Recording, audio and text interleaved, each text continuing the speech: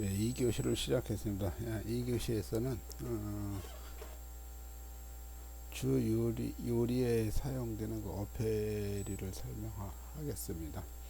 자, 생선이라고 하면 물속에서 살면서 헤엄을 치는 지느러미와 물속에서 호흡을 하기 위한 아가미를 가지고 있는 척추동물을 말합니다.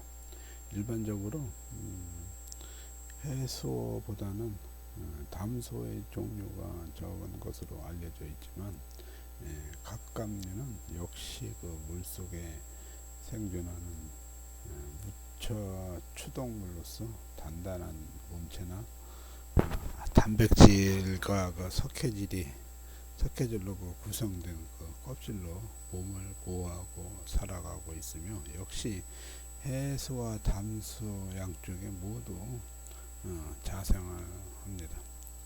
조리에 있어서 어패류가 중요한 이치를 접하고 있는 것은 최근 들어 어패류의 그 수요가 급증하고 매우 대중화되어 있기 때문에 어패류에 대한 그 수요 증가는 여러 가지 요소가 있을 수도 있겠지만은, 무엇보다도 그 식생활의 그 변화와 그 건강에 대한 그 사람들의 그 인식이 높아지면서 육류에 그 비해 지방의 그 종류와 분포가 건강에 더욱 도움이 되는 생선이나 폐류를 요구하게 되었다고 볼 수 있습니다.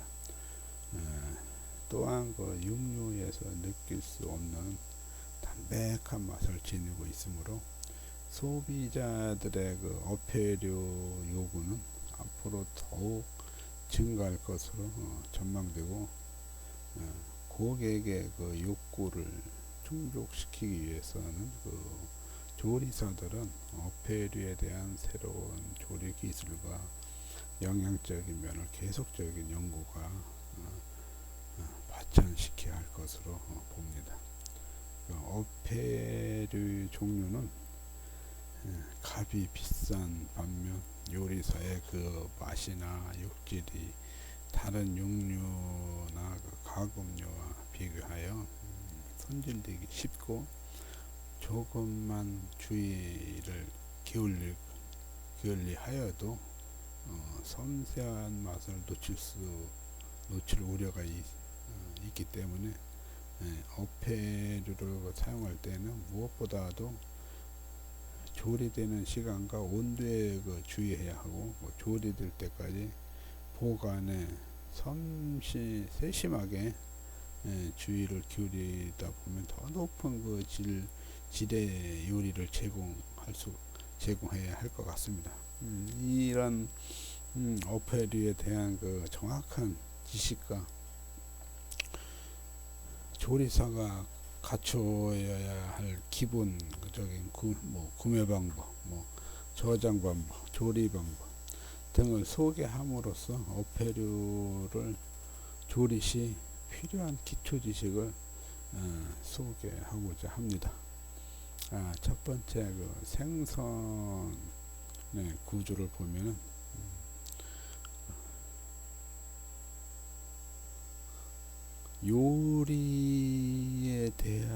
요리에 사용되는 그 재료로서 어패류는 크게 어류, 연체류와 갑각류의 세 가지를 나누고 있습니다.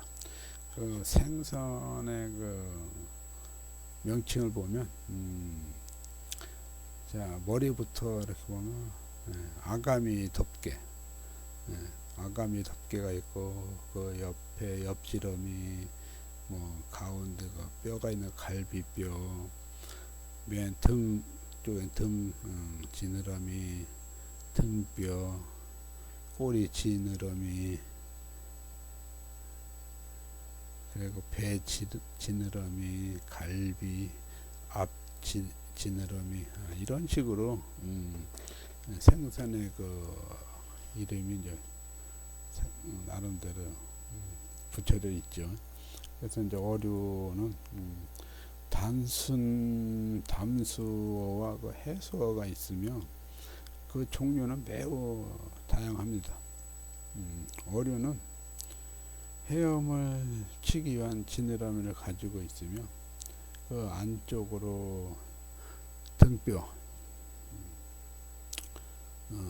중심으로 하는 골격을 기반으로 몸통을 유지하고 있고, 어류는 기본적인 모양이 몸통이 둥근 모양과 납작한 모양을 하고 있는 두 종류로 구분할 수가 있습니다. 몸통이 둥근 어류는 수직으로 된 등 지느러미를 가지고 있고, 눈이 멀리 양쪽에 대칭으로 붙어 있고, 머리의 그 중심으로 꼬리 쪽을 향하면서 둥근형이나 오발형으로 꼬리까지 이어지고 있습니다. 반면에 납작한 모양을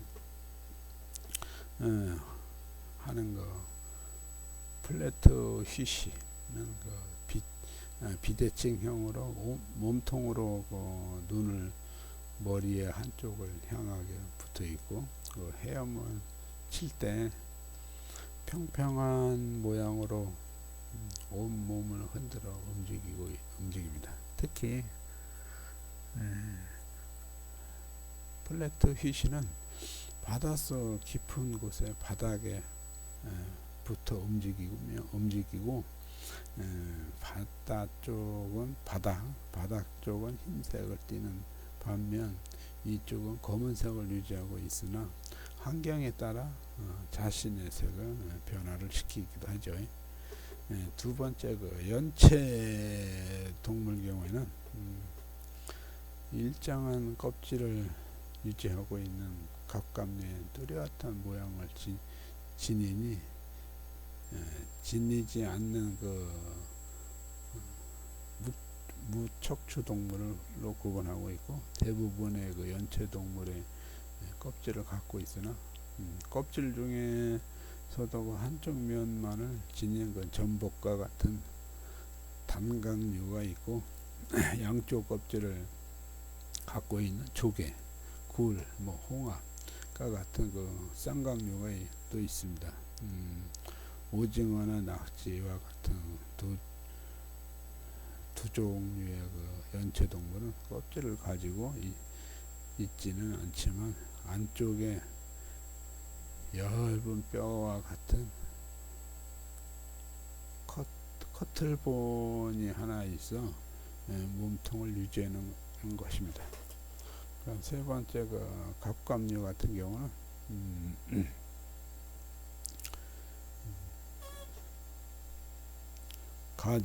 가재나 새우, 게 같은 그 갑각류 외부에 단단한 뼈 구실을 하는 껍질과 꼬리 등을 갖고 있고, 어류나 갑각류의 살집은 수분 기초로 하여 그 단백질과 지방, 미네랄을 포함하고 있으며 짧은 근육과 섬세하면서도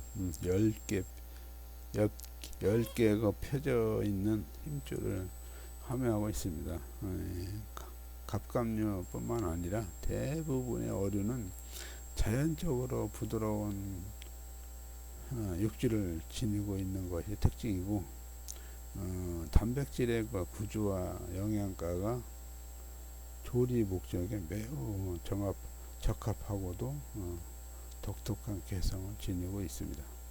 자, 육질을 자세히 살펴보면 산소 운반을 해주는 미오글로빈의 그 존재 여부에 따라서 육질의 색이 흰색과 이색으로 구분이 되고, 다른 육류와 구분이 된다면 어류 육질에는 근육 속에 지방 함량이 매우 소량이라는 것입니다. 따라서 육질의 속에 포함되어 있는 지방의 양이 조리 시에 별로 영향을 미치지는 않으나 연어나 고등어 같은 기름기가 많은 생선도 마찬가지입니다. 다만 흰살 생선에 비하여 조금 더 많은 양의 기름을 포함하고 있다는 것입니다.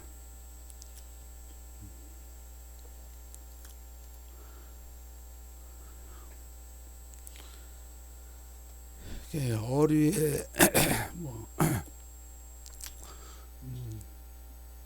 종류는 어류의 종류를 한번 살펴보겠는데, 어류에는 이제 농어에서부터 뭐 보거까지 한 이렇게 14가지 정도 되는데, 농어를 한번 보면은 농어는 보통 그 서로 상관관계를 찾는 것이 다소 어려운 감은 있으나, 입의 크기가 작은 것과 큰 것, 또는 눈의 색이 붉은 것과 검은 것, 그런 등으로 구분을 하고 있고, 농어의 그 육질은 매우 부드러우며 기름기가 적고 섬세한 맛을 지니고 있습니다. 자, 바다 농어로는 검은색 농어와 그 줄무늬 농어, 그 어획량이 많기 때문에 요리에 흔히 사용되고 있습니다. 검은색 농어는 암초가 많은 그 해안에서 많이 잡히기 때문에 돌농어라는 이름을 갖기도 하고 있죠. 보통 700에서 1200g 짜리가 상품인데, 기름기가 적고 살집이 희어 순한 맛을 내는 것이 특징입니다. 이러한 특징 때문에 어떠한 요리에 사용해도 잘 어울리며, 요리 방법에서도 특별하게 하기보다는 일반적인 요리 방법이 어울립니다. 주로 이탈리아 요리와 전통적인 중국 요리에서 많이 사용되고 있습니다. 줄무늬 농어는 최근 들어 그 숫자가 급격하게 감소하고 있어 그 일반 시장에서는 찾아보기 힘들어졌어요. 그것은 급증하는 그 수질 오염 때문에 것으로 이제 추정되고 있고, 해수 및 담수성을 갖고 있고 깨끗한 물에서 서식하는 이 생선은 500에서 2000g까지 다양한 크기로 요리 목적에 따라서 크기를 선택할 수가 있고, 줄무늬 농어의 육질은 희고 단맛이 배어 있으며 감촉이 매우 좋습니다. 포칭 또는 석쇠구이, 증기찌개, 베이킹 등 다양한 조리 방법을 사용하면 더욱 특별한 맛을 낼 수가 있습니다. 자, 여기서 포칭이라는 거는 계란 요리할 때, 예를 들어서 계란 요리할 때 보면은, 자, 끓는 물에다 식초 한 방울을 떨어뜨리면은 그 계란이 이렇게 싹 이렇게 가운데 노른자 흰자가 해서 이게 모여서 이렇게 조리되는 걸 그런 게 포칭이라고 하죠. 마찬가지, 예를 들어서 포칭, 여기 생선도 흩어지는 게 아니라 이제 모아지는 거죠. 두 번째, 그 메기류. 자, 메기류는 강이나 호수에서 서식하는 담소인데, 비늘이 없는 생선으로는 철갑상어 다음으로 무게가 많이 나가는 어종으로 2개의 긴 수염과 4개의 짧은 수염을 갖고 있죠. 강이나 호수의 그 밑바닥에서 살며 물고기, 개구리, 개 등을 먹고 살고, 최근 들어 어장에서 양식을 하면서부터 진흙 맛이 감소하고 1년 내내 공급이 일정하게 되어 안정적으로 사용할 수가 있습니다.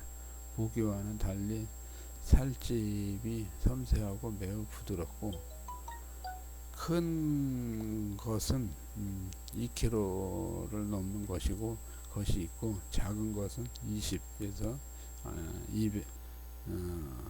200에서 300g 짜리도 있습니다. 작은 것은 통째로 튀겨서 요리에 이용하고 큰 것은 머리를 제거한 몸통을 팬프라이하여 사용하면 됩니다. 자, 세 번째 대구류 같은 경우는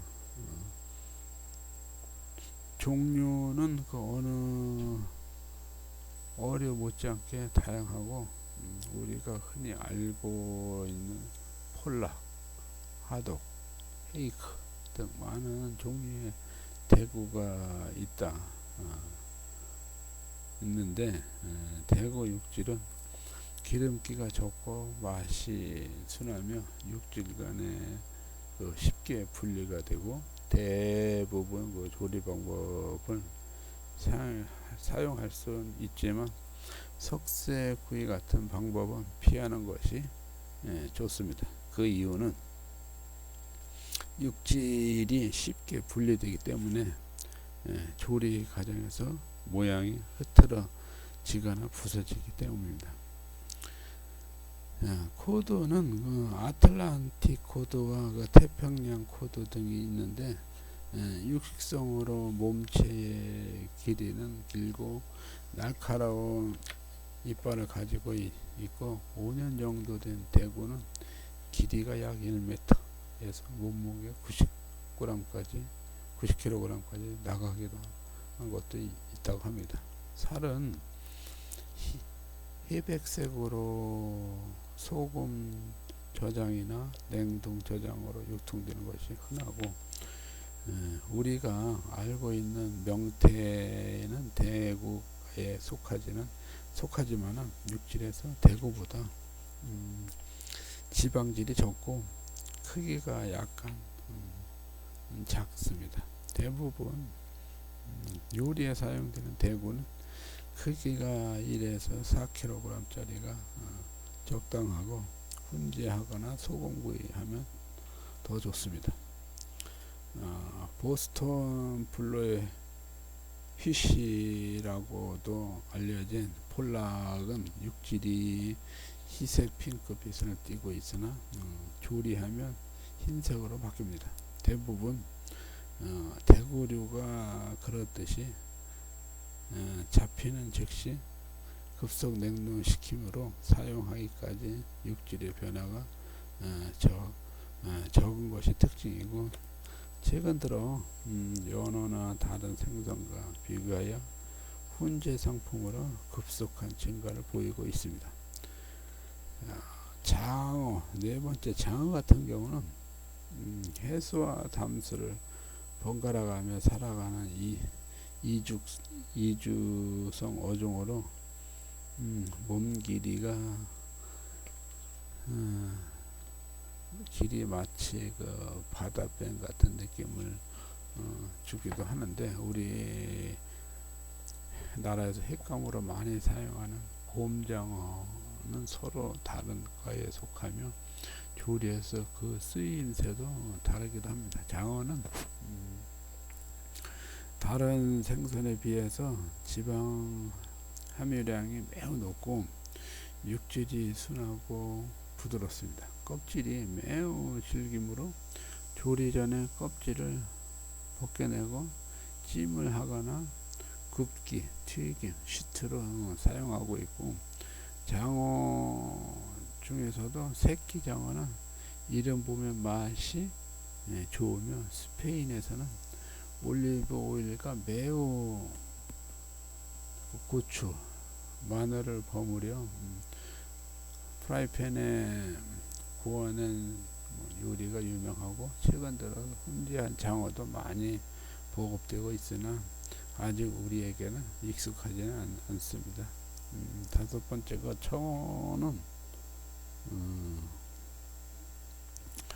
은빛나는 푸른색을 띠는 그 청어는 서양 요리에서는 흔히 사용되고 있는 전통적인 생선 중에 하나입니다. 청어가 가지고 있는 독특한 맛 때문에 다른 생선과도 구별되는데, 육질이 고등어와 비슷하나 향이 전혀 다르고 지방 비율은 다른 생선보다 풍부합니다. 필렛을 떠서 양념을 한 다음 팬 후라이를 하기도 하고 속세구이도 좋고 식초 조림에도 많이 사용되고 있고, 크기는 300g 정도가 요리에 사용되기가 좋은 편이고, 육질이 부드럽고 지방 함유가 높아 부패되기도 쉽습니다. 최근에는 저장 시설 발달로 신선한 상태에서 요리에 사용하는 빈도가 늘어나고 훈제로도 자주 사용하고 있습니다. 자, 정어리는 역시 청어와 마찬가지로 전통적인 서양 요리에서 흔히 볼 수 있는 생선 중 하나이나 작은 크기의 통지름으로 유통되는 것이 일반적인 정어리는 기름에 절여 쓰기도 하고 소스와 함께 포장되어 즉석에서 먹을 수 있도록 개발되기도 합니다. 작은 것은 튀김으로, 큰 것은 훈제로 이용되고 있습니다. 존도리 같은 경우는 피터 피쉬로 알려진 존도리는 노란색과 강채를 발하며 눈과 아가미가 이국적으로 생겼습니다. 육질이 희고 단단하고 사용하기가 용이하고 맛이 다른 생선과 구별이 되고, 존도리의 모양은 우리나라 쥐치와 비슷한 크기나 살집에서 구별이 되고 있고, 필렛 전체를 석쇠구이 하거나 포장 방법을 이용하면 좋습니다. 최근 노르웨이 부근에서 어획량이 늘고 있으므로 수요량도 늘어나고 있고, 존도리의 뼈는 국물을 내어 부야베스로 사용하면 더욱 좋습니다. 자, 고등어 경우에는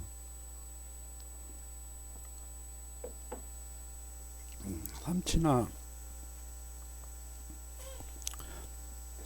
고등어와 같이 등이 푸르고 살점이 깊은 어류로, 매커럴은 스페니쉬 매커럴 참치만큼이나 세계적으로 유명합니다. 고등어 어류의 살집은 흰살 생선보다 지방질이 많아 쉽게 부패할 우려가 있는 반면에 맛은 비교 안 될 정도로 좋습니다.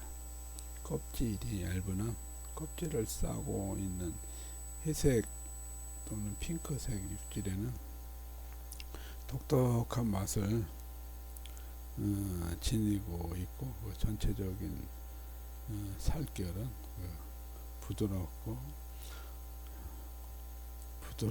굽게 되며 비교적 단단해집니다. 메칼럴은 석쇠구이와 철판구이, 오븐구이, 건색열을 이용한 조리에 적당하나 우리나라에서는 복합열인 조림에도 많이 사용하고 있으나 서양 요리에서는 훈제를 비롯하여 구이조리가 주를 이루고 있습니다. 아구류를 보겠습니다. 아구류는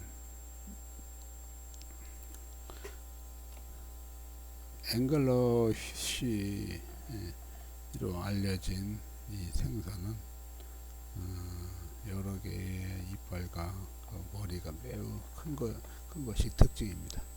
전반적인 모양이나 꼬리가 험상궂게 생겨 보이는 쉽게 접근하기 힘들게 보이는 육질면에 있어서 매우 연하고 부드러운 것이 또한 생선의 특징입니다. 이 생선의 육질은 매우 민감하여 시장에 도달하기 전에 부패되는 경우가 많아 가능하나 이른 아침에 구입하는 것이 좋을 것 같습니다. 이 생선은 머리 부분이 크고 몸통은 작아 이용 가능한 부분이 별로 없습니다. 하지만 껍질을 벗겨낸 살점은 전기찌개, 튀김, 구이용으로 사용할 수 있고 슈트와 수프 생산에도 좋은 재료가 될 수 있어요. 이러고 생김새가 험난궂고 머리통이 큰 생선은 그 생김새만큼이나 별명도 여러 가지로 바보라고도 하지만 우리나라에서는 아구찜으로 사랑을 받고 있는 없어서는 안 될 생선 중 하나입니다.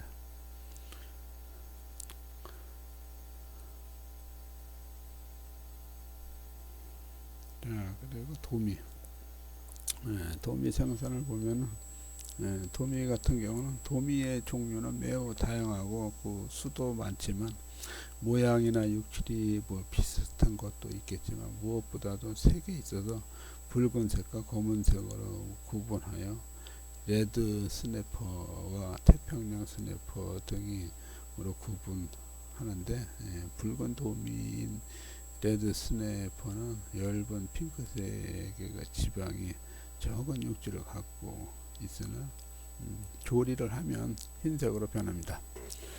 살결 구조가 분리되기 쉽게 되어 있고 순한 맛을 내는 향이 지니고 있죠. 필요에 따라서 조금씩은 다르지만 통째로 유통되기도 하고 필렛을 떠서 냉동 포장 상태로 유통되기도 합니다. 마리당 크기는 2kg가 넘는 것도 있지만 요리에 사용하기 전에는 마리당 0.5에서 1kg짜리가 적당합니다. 도미의 뼈는 스톡을 생산하기 위한 재료로 제격입니다. 송어. 자, 송어는 연어류에 속하지만 대부분이 깨끗한 물에 서식하는 담소 종입니다. 최근 들어 송어 양식업이 증가하면서 상업성이 좋은 생선 중 하나로 알려져 무지개 송어가 대중화된 추세입니다. 대부분이 송어가 민물에 살고 있지만 일부의 종류의 송어들은 바다에서 살다가 알을 낳기 위해서 민물로 돌아오는 희귀성 생활을 하고 있죠. 송어는 육질은 비교적 기름기가 적당하게 포함돼 부드러운 살결이 특징이고 맛과 감촉이 매우 섬세하고 소스를 강하게 할 경우 맛이 나타나지 않는 경우가 있습니다. 종류에 따라 조금씩 다른 육질색으로 흰색과 연한 핑크 때에 따라서는 오렌지색을 띠기도 합니다. 호수에 서식하는 송어는 일반 송어에 비하여 높은 지방률을 포함하고 육질을 지니고 있으나 경제성 때문에 양식에서는 대중화되지 못하고 있습니다. 다만 송어는 팬프라이, 훈제, 증기 등 어떠한 조리 방법을 이용해도 좋은 요리를 생산할 수 있는 재료임은 틀림없습니다. 참치. 참치형은 블루핀, 엘로핀, 비가이, 블랙핀 등 매우 다양한 종류가 말해주듯이 참치가 조리에 미치는 영향도 대단합니다.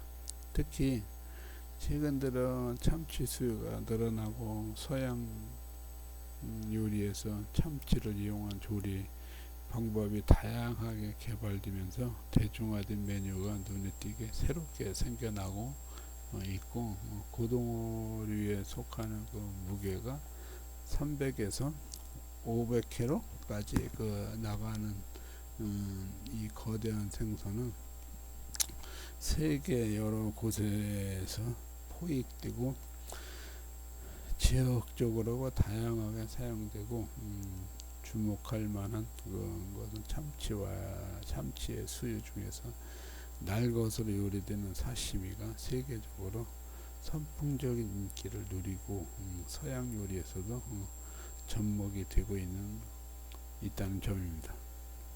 참치는 전형적인 붉은색 육질을 가진 생선 중에 하나로, 사시미에는 블루핀 참치가 주로 사용되고 통지름으로도 가공되어 유통되는 것을 엘로핀 참치가 주요를 이루고 있죠. 참치는 태평양에서 포획되는 즉시 급속 냉동이 되므로 육질이 신선한 보존되는데, 대부분이 참치가 냉동된 상태로 유통되고 있는 상태입니다. 참치는 뼈를 제거하고 4등분으로 구분하는데, 가슴 쪽에 기름이 많은 부분은 사시미용으로 사용하고, 그 밖에 스테이크 또는 구이, 샐러드 다양하게 사용하고 있죠. 참치의 측면으로 옆줄을 따라 붉으면서 검은색으로 내는 육질은 기름기가 많고 맛도 특이하죠. 따라서 이 부분을 제거하고 사용하면 좋습니다. 참치 육질은 단백질에 다량 함유되어 있어 바다 쇠고기라는 별명을 지니고 있을 정도이며, 맛은 순하고 조리할 때 육질이 단단해지는 성질은 있으나 그 결이 뚜렷하게 난다 합니다. 참치 고기를 석쇠구이와 철판구이 할 때 오일이나 양념을 충분히 해주면 육질이 건조해지는 것을 막을 수가 있습니다. 자, 그리고 연어는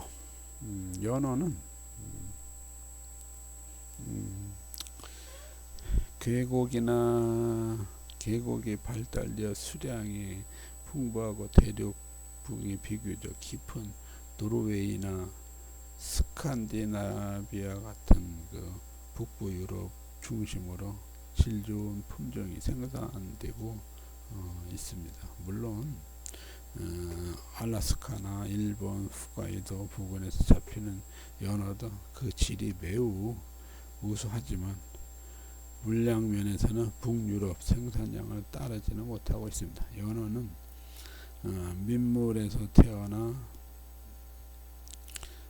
바다로 생활터전을 옮긴 다음 다시 민물로 돌아오는 희귀성 어종으로 살색이 분홍색과 은색, 붉은색 등으로 구분이 됩니다. 연어 육질 속에는 비교적 다량의 지방을 포함하고 있는데, 불포화성 지방으로 동물성 지방과는 구별이 되고, 연어 수요는 세계적으로 상업적인 목적에 의해서 양식이 되고 있는데, 노르웨이, 캐나다 등 여러 나라에서 그 시장 점유율을 높이기 위해서 자신들 나라 이름을 붙여 전 세계로 유통시키고 있습니다. 육질이 부드럽고 기름기가 많으며 깊은 핑크색을 띠는 것이 특징이고, 보통 크기는 2에서 6kg으로 요리 용도에 적합한 크기로 유통되고 있습니다. 자, 그리고 보거 같은 경우는, 보거는 잡힐 때 그 모양이 풍선처럼 보이므로 그 이름이 퍼퍼로 불립니다. 자신의 크기를 커 보이게 함으로써 위험을 주기 위한 모양을 하는 것이죠. 보거 요리에서 주의할 점은 보거가 지니고 있는 독성이 치명적이라고 하죠. 보거는 남유성 어종으로 미주나 남뉴펀드랜드에서 잡히는 보거가 일본산 보거보다 독성이 비교적 약합니다. 보거를 서양 요리로 조리할 때는 머리를 잘라낸 다음 껍질을 벗기고 작은 경우 뼈를 포함한 채로 튀김이나 팬 프라이 할 수가 있고, 보거의 껍질을 벗길 때는 가시에 찔릴 염려가 있으므로 소음 보호용 장갑을 착용하고 작업하는 것이 바람직할 것입니다.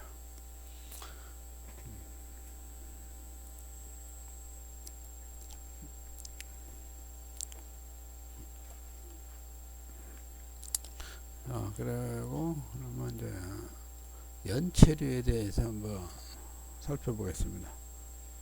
연체류는 이제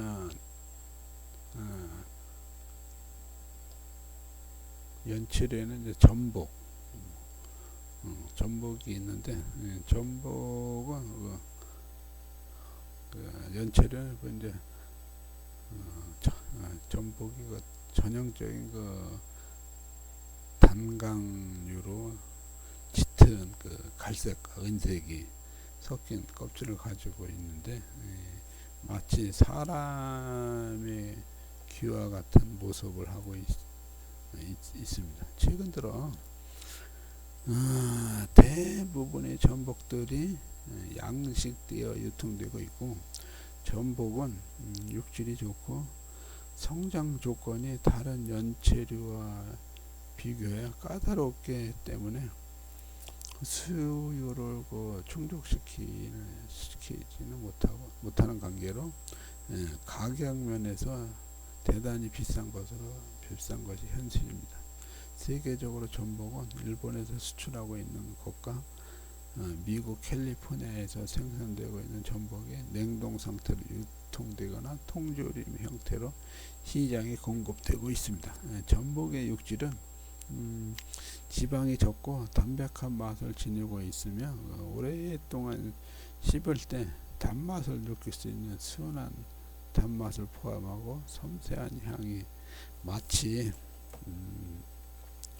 조개류와 비슷합니다. 일반적으로 육질의 육질이 단단하게 물질적인 방법으로 부드럽게 하거나 잘게 썰어 요리에 모두 사용하죠.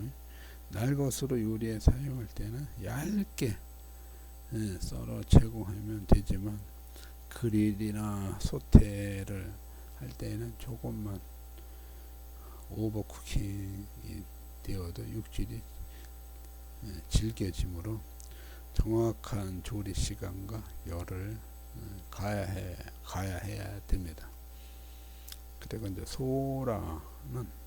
소라의 경우는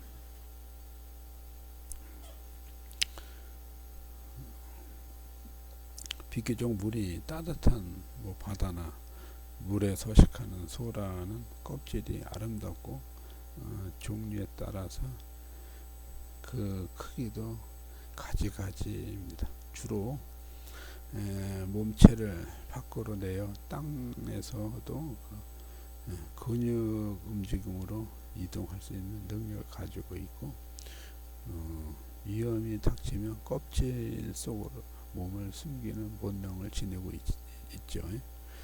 소라의 육질은 기름기가 거의 없고 매우 단단하지만 약간의 흙냄새를 포함하고 훈제 맛과 비슷한 맛을 지니고 있습니다. 오랫동안 씹으면 보다 더 깊은 맛을 느낄 수가 있고, 날 것으로 요리에 사용할 경우 식초나 라임 주스 등을 곁들여 새로운 맛을 만들어낼 수도 있고, 특히 열을 가하는 조리를 할 때에는 갑작스러운 열을 가하기보다는 은근하게 천천히 열을 가하여 질겨진 것을 방지하는 것이 좋습니다. 소라는 차게 해서 샐러드, 샤우다 스프 또는 잘게 썰어 다른 요리에 첨가하면 담백한 맛을 낼 수가 있습니다. 그리고 달팽이 경우에는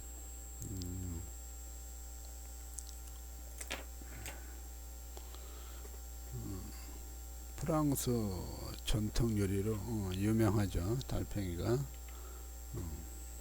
그런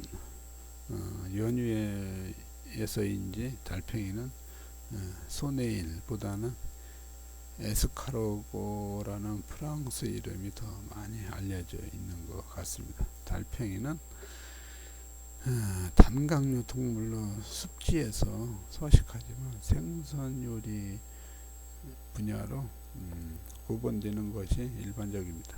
달팽이의 수요가 세계적으로 증가 추세에 있고, 양식에 의한 공급도 언제든지 제공할 수 있기 때문에 어느 정도의 대중화가 되어야 돼 있는 요리입니다.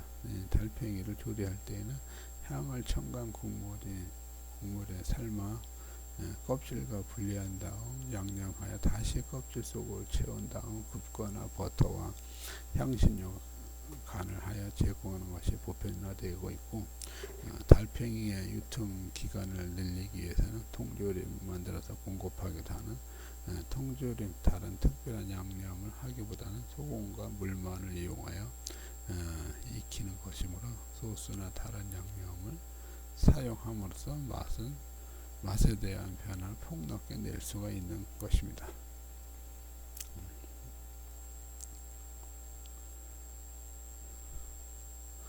쌍각류요. 쌍각류에서는 조개류, 꼬막류, 이렇게 또 바지락류, 홍합류, 검은 홍합, 그린 홍합, 굴, 폐주, 자 이런 것이 이런 여러 가지 홍합이 있는데 쌍각류는 거의 보면 이제 국물과 같이 곁들여서 요리를 하면은 시원한 맛이 거의 나죠. 그러니까 요런 거는 요런 쌍각류는 여러분들이 기본적으로 알고 있을 것 같아서 그냥 넘어가겠습니다. 두 종류라고 있는데 두 종류에는 문어,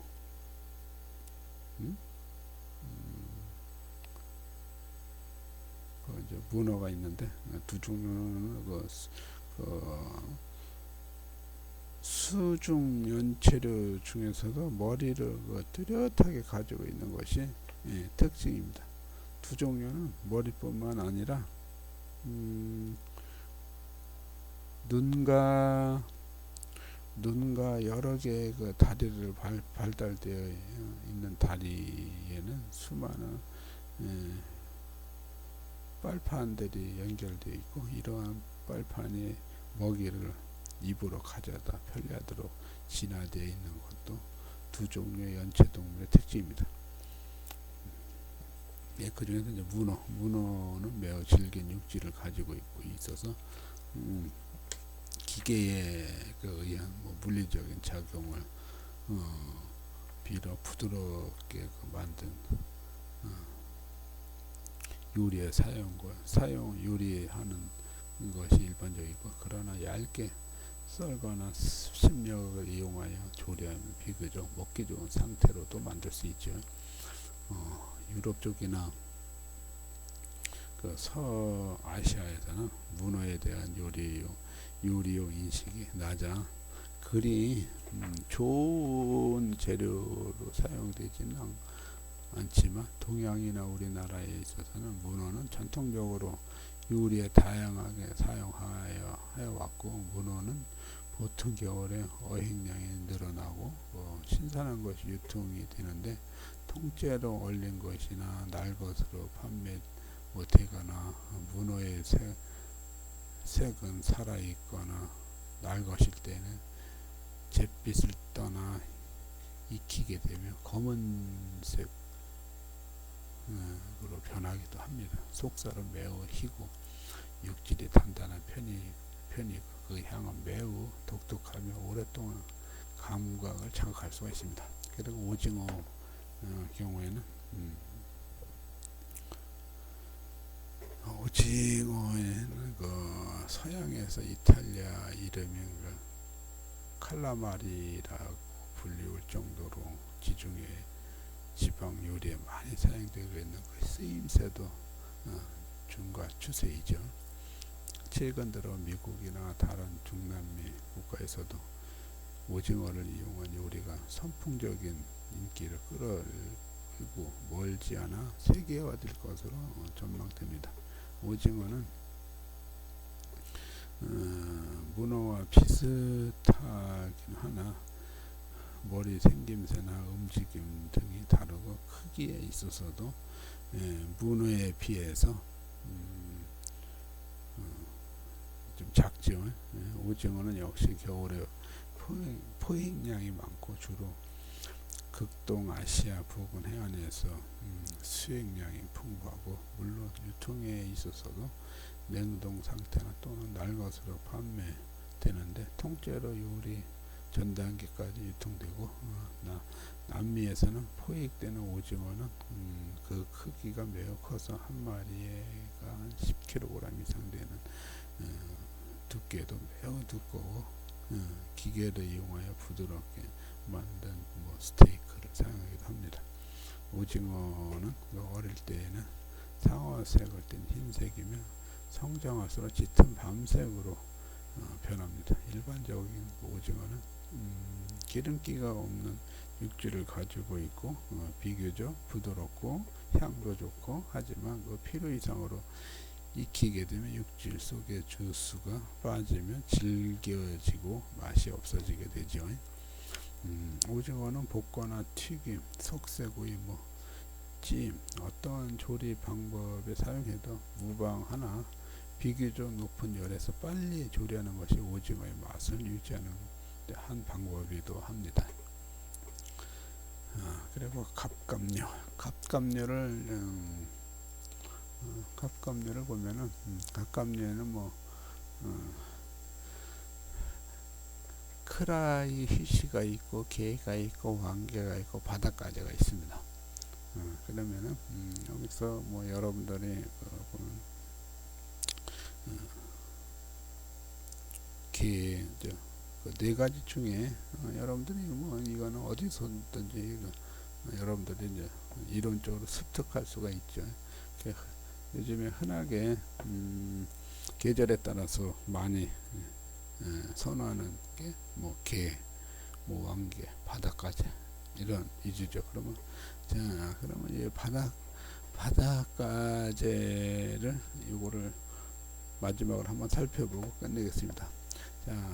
바닷가재는 매우 단단해 보이고 푸르면서 검은색을 띠는 윤기가 나는 껍질을 가지고 있죠. 꼬리 부분에 하얀 육질을 향긋하고 풍부한 살집을 가지고도 있고, 바닷가재 껍질 역시 다른 갑각류와 같이 있게 되면 붉은색으로 변하게 되고, 바닷가재 요리하기 위해서는 뭐 삶기, 증기찌개, 굽기 등 다양한 조리법을 구사할 수도 있고, 다만 고객에게 제공될 때는 고객이 먹기 쉽게 껍질이나 뭐 다리 부분을 미리 기구를 이용하여 분리시켜 주는 것도 좋고, 물론 껍질을 완전히 제거하고 살점만 수프나 소스와 함께 제공하는 것도 좋겠습니다.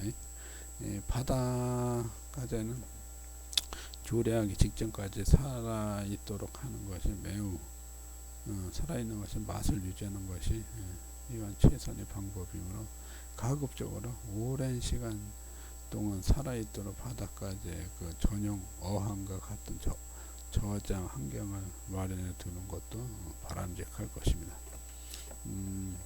집게발 바닷가재 또는 아메리칸 바닷가재, 알려진 검은 갈색으로 커다란 집게발을 가진 바닷가재는 집게발과 꼬리의 요리에 사용이 가능한 육질로 포함하고 있고, 일반적으로 서양 요리에서는 흔히 이용되고 있습니다. 이 바닷가재는 주로 미국으로 북동부 해안을 따라 비교적 차가운 물에 서식하고 있으며, 살아있는 상태를 유통되는데 생존력이 좋아 신선한 상태의 요리에 사용되고 있습니다. 집게발 바닷가재와 달리 온몸에 가시가 많고 집게발이 좁고 꼬리 쪽에 살집이 편중해 있는 랍스터 역시 가재 중에서 대중적인 종류입니다. 이 바닷가재는 호주와 뉴질랜드 부근에서 남아메리카 해안에서 잡히는 난류성 어류로 브라질이나 미국의 플로리다 부근에서도 많이 잡히고 있고, 그렇지만 이 바닷가재는 집게발 바닷가재와 달리 꼬리를 떼어 냉동된 상태로 유통되기도 합니다. 물론 살아있는 상태로 유통되고도 있지만, 집게발 바닷가재와 비교하여 그 비율은 낮다고 합니다. 그 밖에 그 집게발이 발달하지 않는 여러 종류의 그 가재류 시장에서 유통되고, 지역적으로 다양하게 요리에 이용되고 있지만, 이 두 바닷가재의 가장 대표적인 것은 크기가 작은 가재류 중 랑고스틴이 다른 작은 가재류들 중에서도 제법 많은 시장 점유율을 보이고 있습니다. 자, 오늘 갑간여까지만 하고 2교시를 마치겠습니다.